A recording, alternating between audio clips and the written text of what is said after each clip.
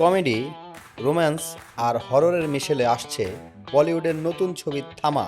Madox ফিল্মসের প্রযোজনায় ছবিটি পরিচালনা করেছে আদিত্য স্যার পোদ্দার। এতে প্রধান চরিত্রে অভিনয় করেছে আয়ুষ্মান খুরানা, রশ্মিকা মান্দানা, নওয়াজুদ্দিন সিদ্দিক এবং পরেশ রাওয়াল।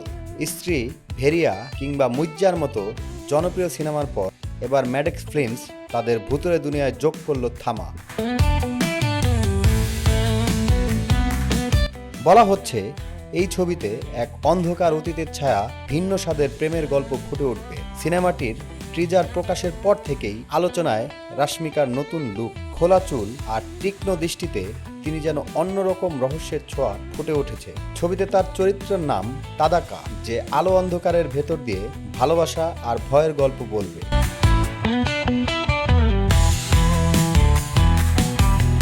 অন্যদিকে আয়ুষ্মান খুরানা থাকছেন আলোকের ভূমিকায়, যে মানুষের শেষ আশার প্রতীক। আলোকের প্রেমে পড়ে তাদাকা, তবে তাদের গল্পের মাঝেই হাজির হবে অন্ধকারের বাদশা ইয়াকশান, যার চরিত্রে আছে নওয়াজুদ্দিন সিদ্দিক। আর কৌতুক রসে ভরপুর পরেশ রাওয়াল ছবিতে আনবে বাড়তি মজা। জানা গেছে চলতি বছরের দীপাবলিতেই মুক্তি পেতে যাচ্ছে থামা। নাজমুল হোসেন সজীব, বাংলা বাজার পত্রিকা।